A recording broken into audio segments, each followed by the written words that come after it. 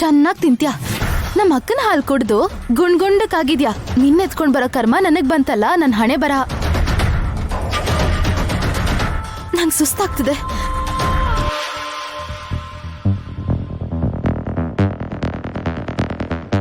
ಏನ್ ಹಾಗ್ ನೋಡ್ತಿದ್ಯಾ? Evening walk ಬಂದಿದೀವಿ ಅನ್ಕೊಂಡಾ? ಇಲ್ಲ, ನಿನ್ನನ್ ಲಾಕ್ ಮಾಡ್ಕೊಂಡು ನಮ್ಮ ಅಕ್ಕಂಗ್ ಫೋನ್ ಮಾಡ್ತೀನಿ. ಸಿಮ್ ಕಾರ್ಡ್ ಚೇಂಜ್ ಮಾಡಿದೀನಿ ಬಿಡು. ನಾನೇ ನಿಂತರ ದಡ್ಡಿ ಅಲ್ಲ. ನಮ್ಮ ಅಕ್ಕನ ನಂಬರ್ ಎಲ್ಲಿದೆ? 25 50 ಕೋಟಿ ಕೇಳಿದ್ರು ಕೊಡ್ಬೇಕೀಗ. ನಂಬರ್ ಸಿಕ್ತು. ನೀನು ಕೂಡ ಸಿಕ್ಕಾಕೊಳ್ತೀಯ.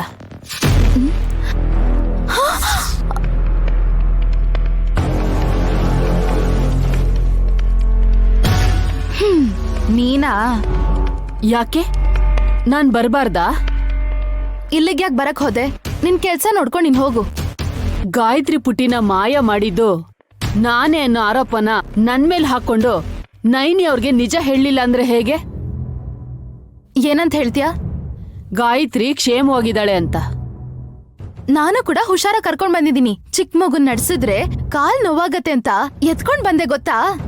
ಹೇಗ್ ಎತ್ಕೊಂಡ್ ಬಂದ್ಯೋ ಮನೆಗ್ ಹಾಗೆ ಕರ್ಕೊಂಡ್ ಹೋದ್ರೆ ಸಂತೋಷ. ನೀನ್ ಹೇಳಿದ್ರೆ ನಾನ್ ಕೇಳ್ಬೇಕಾ? ಎಳೆ ಮಗುನ ಇಟ್ಕೊಂಡು ಸಂಪಾದನೆ ಮಾಡ್ತೀಯ. ನಿನಗ್ ನಾಚಿಕೆ ಆಗಲ್ವಾ? ನಿನಗ್ ನಾಚಿಕೆ ಇಲ್ಲ. ವಯಸ್ಸಲ್ಲಿ ದೊಡ್ಡೋಳಾಗಿದ್ರು ನನ್ ಮಗುನ್ ಕರ್ಕೊಂಡ್ ಹೋಗಕ್ಕೆ ನೆಪ ಮಾಡ್ಕೊಂಡ್ ಬಂದಿದ್ಯಲ್ವಾ? ಎಳೆ ಮಗು ಜೊತೆ ನಾನು ಆಟ ಆಡ್ಬೇಕು ಅಂತ ಕಣೆ. ನಿನ್ ಹಾಗೆ ಸ್ವಾರ್ಥದಿಂದ ಇನ್ನೊಬ್ರು ಆಸ್ತಿನ ದೋಚ್ಕೊಳ್ಳೋದಕ್ಕಲ್ಲ. ನನ್ನನ್ ಬಯೋಗ್ ಮುಂಚೆ ಇವಳಗ್ ಬೈ. ಎಲ್ಲಿಂದ ಬಂದ್ಲೋ ಏನೋ, ಅವಳ ಹೆಸರಲ್ಲಿ ಆಸ್ತಿ ಬರ್ಸ್ಕೊಂಡಿದ್ದಾಳೆ. ನಾನು ನಮ್ಮ ಅಕ್ಕ ಒಂದೇ ತಾಯಿಗೆ ಹುಟ್ಟಿರೋ ಮಕ್ಳು. ಅವಳಿ ಯಾವ ಸ್ಥಾನದಲ್ಲಿದ್ದಾಳೆ, ನಾನೆಲ್ಲಿದ್ದೀನಿ?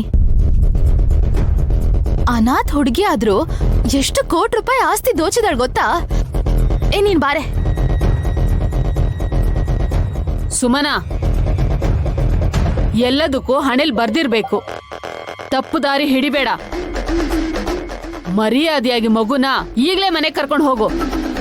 ಇಲ್ಲ ಅಂದ್ರೆ ಏನ್ ಮಾಡ್ತೀಯಾ? ಹೋಗಿ ನಮ್ಮ ಅಕ್ಕನ್ಗೆ ಮಿಕ್ದವ್ರಿಗೆ ಹೇಳ್ತೀಯಾ? ಹೇಳು. ನಿನ್ ಬಗ್ಗೆ ನಾನು ಹೇಳ್ತೀನಿ. ಹೇಳಲ್ಲ, ತೋರಿಸ್ತೀನಿ. ಹೀಗೆ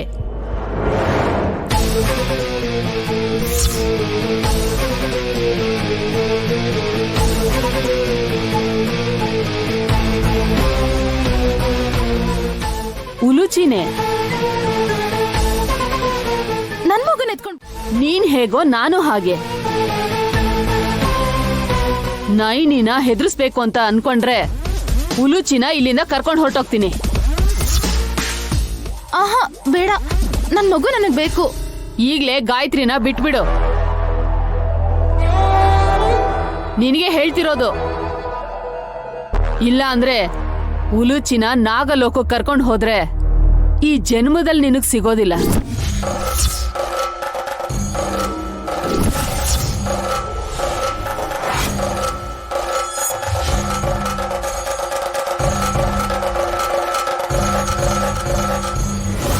ತಗೋ.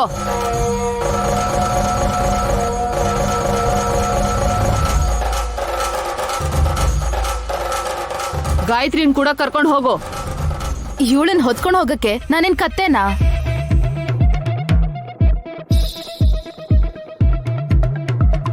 ಕತ್ತೆ ಬಾರನು ಹೊರುತ್ತೆ, ಜವಾಬ್ದಾರಿ ಕೂಡ ಗೊತ್ತು. ನಿನಗೇನ್ ಗೊತ್ತು ಸುಮನಾ? ಬಾಮ್ಮ.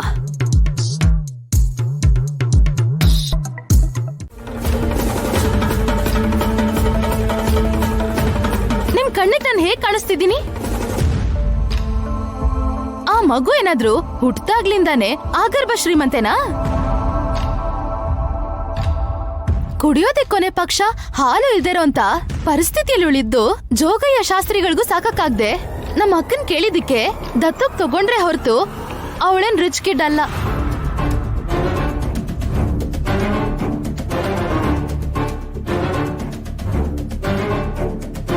ಅವೆಲ್ಲ ಅನವಶ್ಯಕ ನಿಂಗೆ. ನೀನು ಗಾಯತ್ರಿ ಪುಟ್ಟಿನ ಎತ್ಕೊಂಡು ಹೋದ್ಯೋ ಇಲ್ವೋ?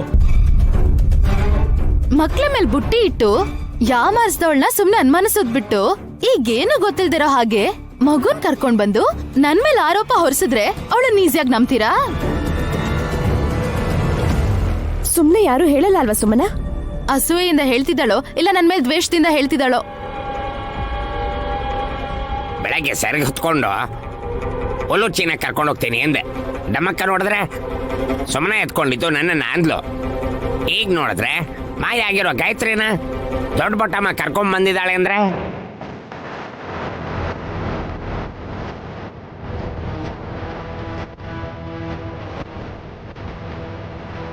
ನಿಮ್ಮ ಮೂವರಲ್ಲೇ ಏನೋ ನಾಟಕ ನಡೆದಿದೆ ಅಂತ ಅರ್ಥ.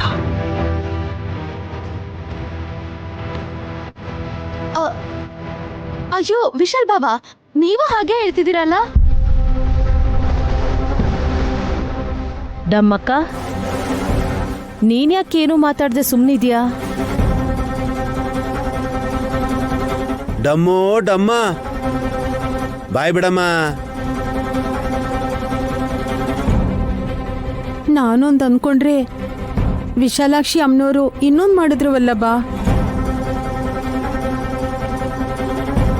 ಏನ್ ಮಾಡ್ಬೇಕು ಅನ್ಕೊಂಡೆ? ದುರಾಸೆ ದುಃಖಕ್ ಮೂಲ ಅಂತ ನಿರೂಪಿಸೋಣ ಅಂತ ಅನ್ಕೊಂಡೆ, ಆದ್ರೆ ಹೀಗಾಗತ್ತೆ ಅನ್ಕೊಂಡಿರ್ಲಿಲ್ಲ. ಹೀಗೆ ಹೇಳ್ತಿದ್ಯಾ ಅಂದ್ರೆ ಈ ಪಾಪದಲ್ಲಿ ನಿನ್ ಕೈವಾಡನೂ ಇದ್ಯಾ? ಶಿವ ಶಿವ,